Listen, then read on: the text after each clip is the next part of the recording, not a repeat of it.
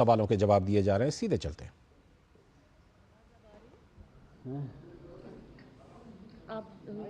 नमस्कार साथियों, हिंदी में अच्छी आती है। तो साथियों, आज हम लोग यहाँ पर बैठे हैं जो एनटीएस के ने जो भी नीट एग्ज़ाम कराया था 5 मई को 5 मई 2024 को, and we conducted this exam in 571 cities at 4,750 centers, including 14 cities abroad, and total 14 lakh 6,000 about candidates were registered, and about 2 lakh 17,000 exam functionaries we have deployed. So after the exam, we declared the result on 4th of June, and the detailed press release was also issued, and after that there were some concerns of the candidates, and then we again clarified through a press note on 6th June. So the details were shared by the NTA. NTA is a very transparent organization, and at every stage we share the information with the candidates, whether it is the city intimation or whether it is the displaying OMR, taking the challenges, and whatever the challenges are there, then the experts are there to look into those challenges, and all the challenges are addressed and communicated through press media on our portal. So this year there were certain issues, those are raised by the candidates, the like higher marks and so many toppers. So initially the result was like the 17 students were in the topper, but there was a physics question, and every year when we ask the challenges, and then the questions are like, because of ambiguity, the answer key when finalized, so there are changes. So on that basis, 44 candidates have got marks from 715 to 720, and the toppers, number of toppers like 17 plus 44 हो गया था, 61 हो गया था.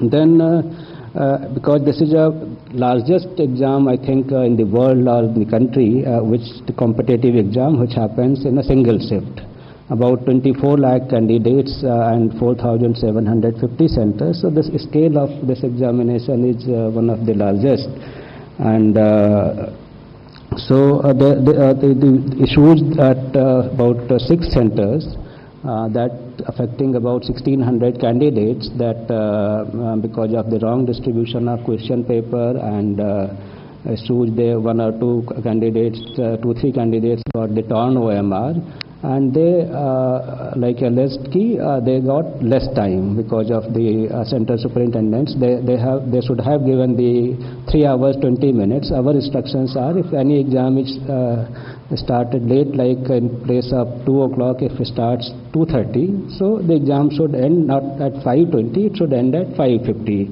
And this has happened at most of the centers, but at some centers the exam was conducted in such a way that they could not get the enough time. So the candidates, the concerned candidates, they went to Honorable High Courts and given the representations that petition that they got less time, say either they should be retest or they should be compensated for time. So we also replied in the High Court that we have formed the grievance redressal committee of experts, and this committee will look into all the details of the time loss, including the reports from the center, the CCTV footage and all that. So the High Court said they dismissed petition, and if the candidates are having further grievances, then obviously they can again go back to the court. So on that basis, our committee met, and they perused all the details of the centers, of the CCTV, and they found that sometime center-wise there is a different time was lost, and they should be compensated for the marks. And there was a Supreme Court judgment in 2018 in CLAT case if there is this type of grievance कि time loss होता है, तो there is a formula, and on that basis compensation can be given. So the committee thought this is the way we can address the grievances. So during this grievances, their marks have been increased, And due to that, some students, the concerns which have come to the media is because of the certain candidates have got marks which are like they have come in the top, 6 candidates have come in the top, 2 candidates have 718 and 719 marks. So that is how the issue came, how candidate can get 718 and 719. So it is not because the number of questions +4 -1, but because of the scale formula, the numbers can be 718 and 719 also. So we have analyzed all the things and transparently, and then declared the result. So this problem was happened like out of 4,750 centers, it was limited to few 6 centers, and out of like 24 lakhs, it was only 1,600. So the integrity, etc., of this exam throughout the country was not compromised. And one issue which was happened in Savai Madhavpur, that because of wrong Hindi-English distribution, we took the action immediately, and because by that time at every center candidates were inside. So the question paper in social media was I think around 4:28, 4:29 p.m. after the start of 2 hours 28 minutes later.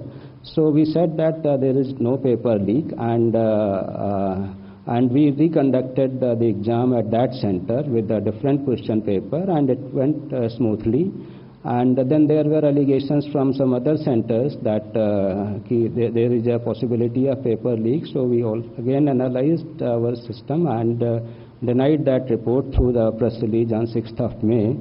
So the whole exam process has been very transparent, and the integrity of the exam was not compromised at all, and categorically stated in our press release. So we assure all the student community that the exam has been done with full integrity. So this is a brief of the things. Thank you. Thank you so much for the detailed statement. If we still have questions, before you ask your question, kindly identify yourself with the name and also name of the organization. Here.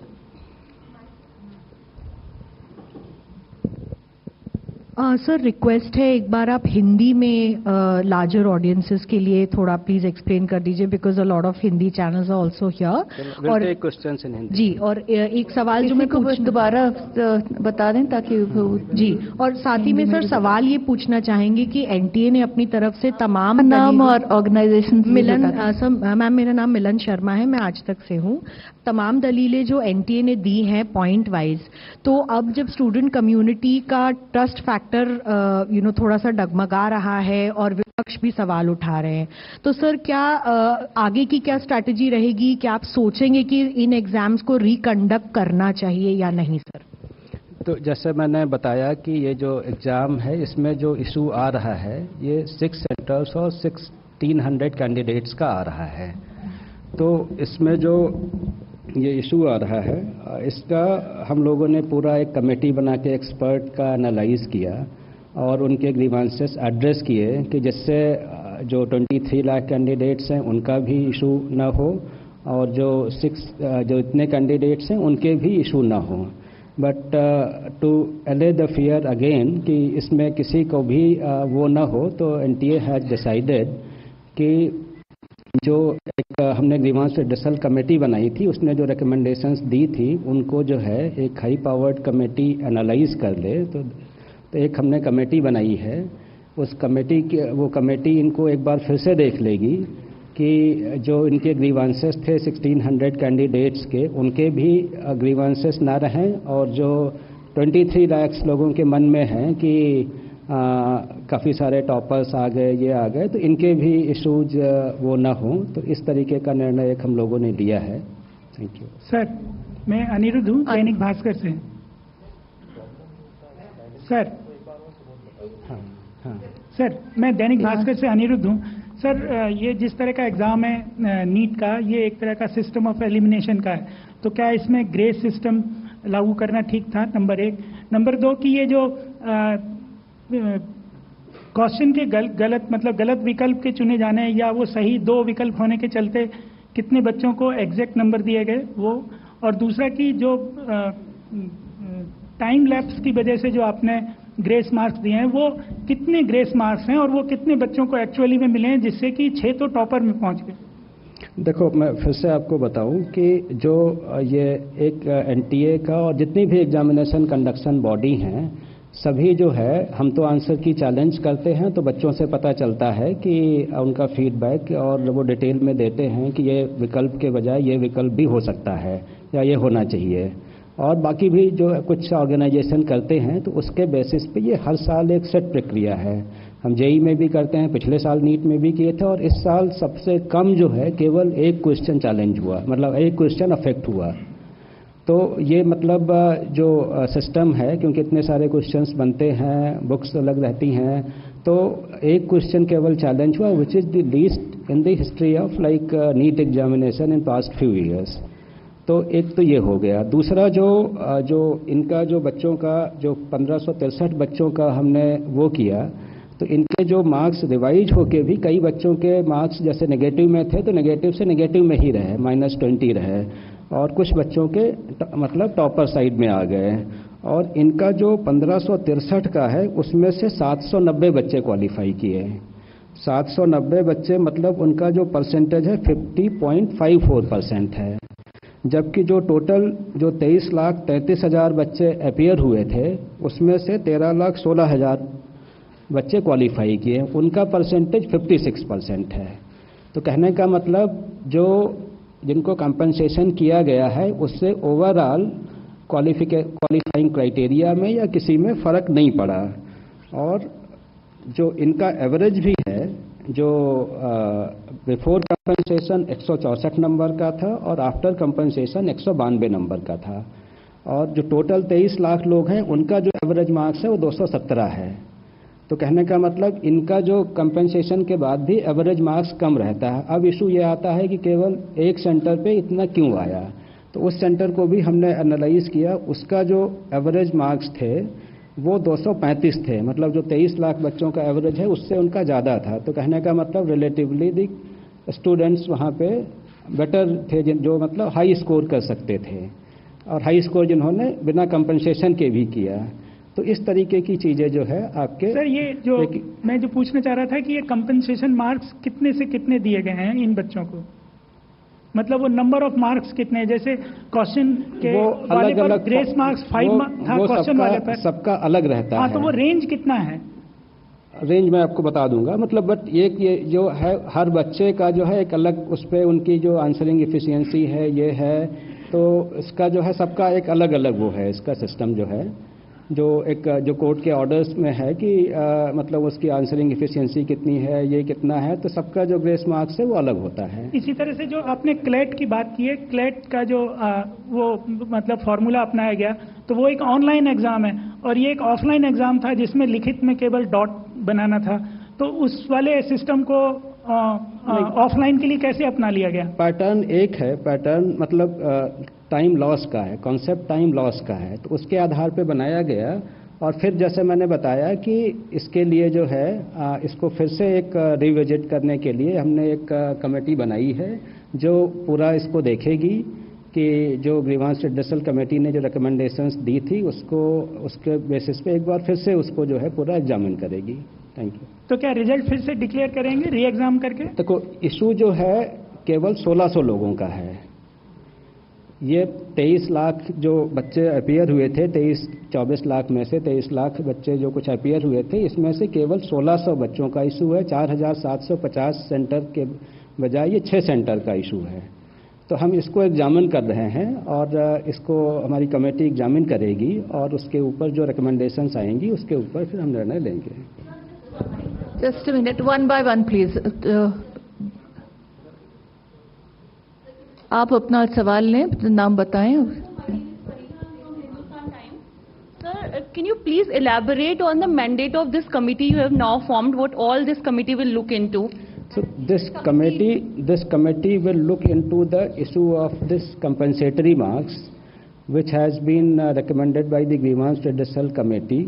So this committee's mandate is limited to look into the issues of the candidates who have lost the time. तो रफली 1600 बच्चों का and 6 centres का जो issue है उसी तक ही limit है, बाकी एग्जाम में कहीं कोई वो नहीं है। And there is no the problem is not disproportionate, and what we have like seen it out of proportion. So this is limited to the 1600 candidates and 6 centers.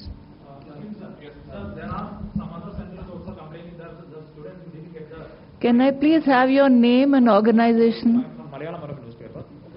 Sir, there are complaints after this. Whatever complaints we have received till the declaration of results, so this committee will look into the grievances of those candidates. We have CCTV and all the details.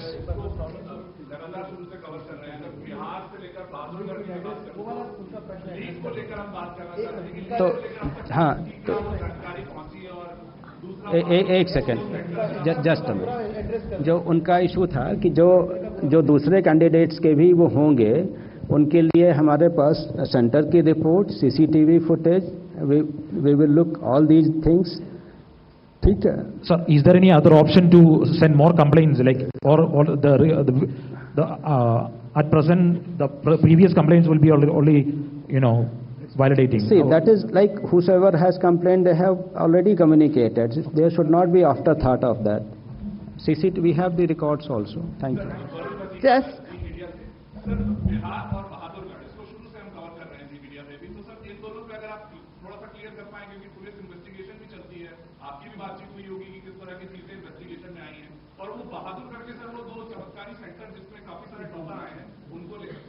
मैंने बताया Bahadurgarh centre भी 6 centre में से एक है, दो नहीं, एक ही सेंटर है बहादुरगढ़ का। हाँ, तो एक ही सेंटर है, वो जो एक कमेटी विजिट करेगी उसमें आ जाता है। और जो दूसरी हम लोगों ने भी काफ़ी सारी FIRs कराई थी पूरे कंट्री में, कई सारे राज्यों की पुलिस ने भी FIR की थी। तो जिन राज्यों की हैं हम उनको इन्वेस्टिगेशन में पूरा सहयोग कर रहे हैं, जो डेटा इन्फॉर्मेशन हमसे मांग रहे हैं, we will provide all these things.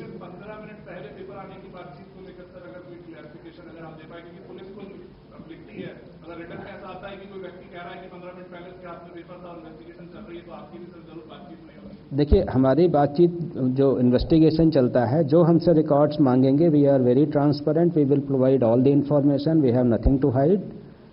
ठीक है, आपका क्वेश्चन ले लें लेफ्ट से। Hi, you are audible. yeah, hello, this is Arnab Mitra from TV9 Digital. Sir, my question is that grace marks issue was not there in the NEET prospectus. So, and there is no proper formula in through which you have given the grace marks. So, for the future examination, because NTA conducted JEE, NEET and other exams, so will you have this kind grace mark issues in the prospectus so that students can understand better if there is some issues, they can get to know that how these things happen. And the second question is this: 13 lakh students qualified, and there are just 1 lakh MBBS seats in India. Where the students will go? Thank you. See, the issue of the clarity, so we will revisit our SOPs, we will revisit our information bulletin, and whatever issues these have come, how we can address so that the student community knows. That is one aspect. The other aspect is that we will strengthen more our training and these aspects of invigilation so that this type of things should not happen. Hi, sir. And centers which have done like mistakes, the action against those will also be taken. Sir, this is Gunjan from Press Trust of India. You mentioned about the mandate of the committee. One thing, how much time does the committee have to revisit, and will the result of these candidates will be declared again after the review of the marks? Also, who all are the members of the committee? What is the composition of the committee? So this committee has been formed under the chairpersonship of former chairperson of UPSC and some other members from the academia and the health related sector. So this committee will meet and give results soon, and on the basis of their recommendations we will decide. Sir, can you name the former UPSC chairman? I think it is not proper to name the members here. Sir, ma'am, just a one minute, question, आप please. यहाँ से ले लें left से first. Hi.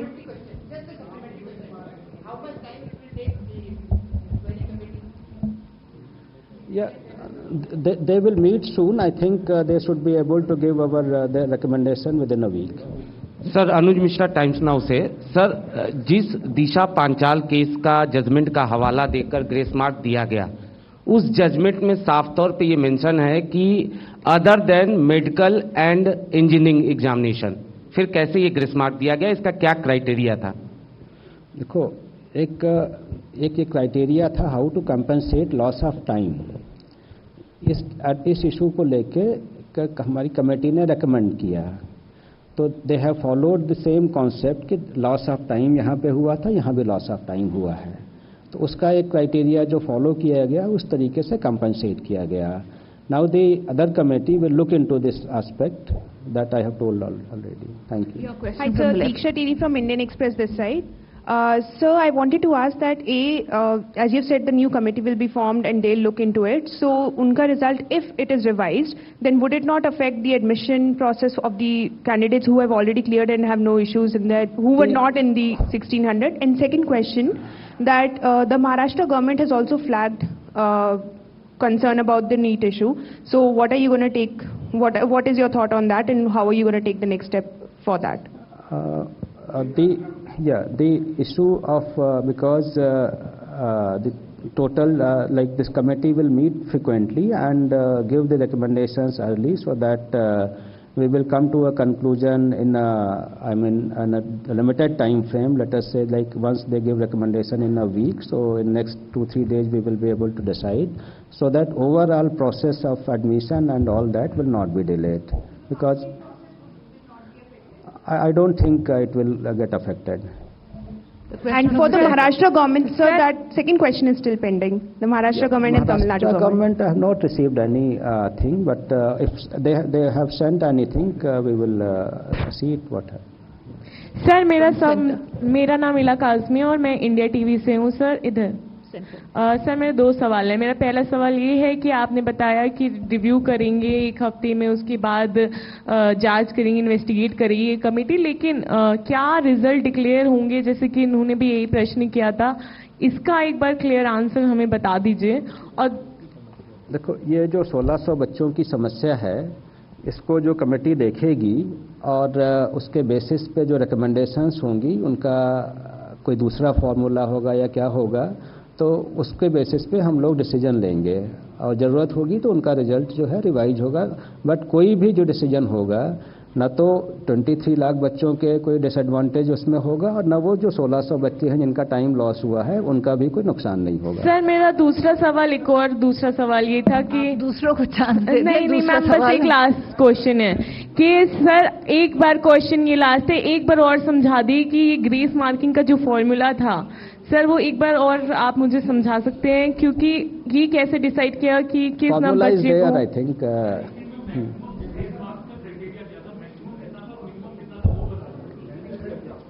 देखो, it is the formula जो है ये टाइम लॉस के उस पर है, सेम टाइम लॉस हुआ, लेकिन उसमें जो है कितने क्वेश्चंस किए आपने, जैसे क्वेश्चन किए, आपकी ये क्वेश्चन की स्पीड है, आप करते तो आपका टाइम लॉस हुआ। कोई बच्चा है जो उससे अच्छा है या उससे कम है, वो ज़्यादा करता है कम करता है, तो ये रहता है जो उस टाइम लॉस, इतने टाइम में आपने इतने क्वेश्चन किए, उस टाइम में इतने किए, इस तरीके से वो डिपेंडेंट है। तो कि सब हम एक साथ बोलेंगे तो कुछ सुनाई नहीं आता है, कृपया अपनी टर्न लेकर एक एक करें तब ठीक।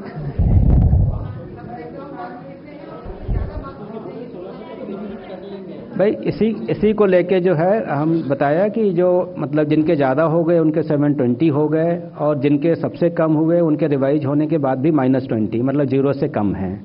तो कहने का मतलब इस स्केल का है, depends on candidate to candidate, their speed and everything. Thank you. We'll take this question from the right. Good afternoon sir. कोई बात नहीं। गुड आफ्टरनून सर, मैं मोहित शुक्ला हूँ, सीनियर करेस्पॉन्डेंट भारत एक्सप्रेस से। अपोजिशन अब ये कह रहा है कि जब 14 तारीख इसकी निर्धारित थी डेट आने के लिए, रिजल्ट आने के लिए, आखिरकार ये 4 तारीख को ही रिजल्ट क्यों डिक्लेयर किए गए? और दूसरा एलिगेशन वो ये लगा रहे हैं, खासतौर पर बिहार कांग्रेस ने भी ये कहा कि इलेक्शन रिजल्ट डिक्लेयर हो रहे थे, उसकी आड़ में आपने गड़बड़ी को छुपाने के लिए 4 तारीख को जल्दी से इस रिजल्ट को डिक्लेयर कर दिया। देखिए, हमारा जो सिस्टम है, जो रिजल्ट प्रिपेयर हो जाता है तो वी अनाउंस इट। पहले भी एग्जाम में, जैसे जेई में भी हमने जो डेट, पहले एनटीए में कभी डेट नहीं होती थी कि किस डेट को करेंगे। इस साल से हमने ये किया कि एक अपने लिए एक आउटर टारगेट रखते हैं कि इस तारीख तक डिक्लेयर होगा, सो दैट एवरीबडी नोज कि they can plan after that whether the admission the colleges और व्हाटएवर। तो एक हम उसके लिए आउटर डेट देते हैं। पहले भी हमारी अभी जितने भी एग्जाम्स हुए हैं, एफर्ट्स रहता है कि जेई का हमने 11 दिन में किया, 15 सेशन 1 का, और सेशन 2 में जिसमें 1 भी रहता है उसका 15 दिन में किया। तो इट इज़ नॉट कि वो किया। दूसरा जो है, जो हमने किया उसमें सारी इन्फॉर्मेशन देते हैं। जितनी भी इन्फॉर्मेशन आ रही सोशल मीडिया से, हमारी प्रेस रिलीज से ही आ रही है। तो we have nothing to hide whether it is on this date और दैट डेट। तो it was ready on that date, so we announced on that date. तो there is nothing to hide that कि ये किसी date को करोगे तो कुछ छिप जाएगा, ऐसा कुछ नहीं है। Excuse me, sir. We'll take the last question from this lady here. Sir, how many member committee is this? I'm Vatsala from News 18. 4 members. 4. And another question, sir.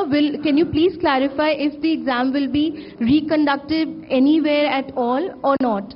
This all will depend on the recommendations of the committee, and the problem is that 6 centers and 1,600 candidates. Sir, how soon will the recommendation be given? I think he is repeatedly... I have already informed that within a week. So Thank you so much for joining this. This will... Thank you. आप लोगों के... None of you are audible. If all of you want to speak at the same time, none of you are audible, please. One last question which has already not been repeated. Everything about the committee...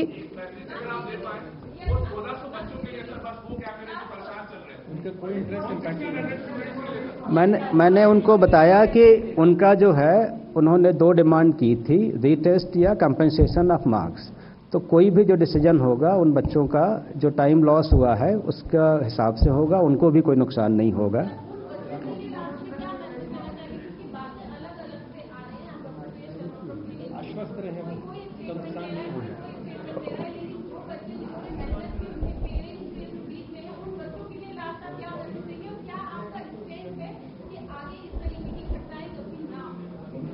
देखिए, ये बताया कि क्योंकि ये सबसे बड़ा exam है, इतने 4,750 सेंटर पे एक साथ होता है, इस लेवल का कोई एग्ज़ाम नहीं है। और इसके बाद हम अपने जो प्रोटोकॉल्स हैं, ट्रेनिंग्स हैं, स्टैंडर्ड्स हैं, इसको और स्ट्रेंथन करेंगे, और जिससे इस तरीके की गलती नहीं हो। So thank you everyone. Thank you so much. आप 4th फ्लोर पर आ जाएं, वहाँ चाय की व्यवस्था है आपके लिए। Thank you.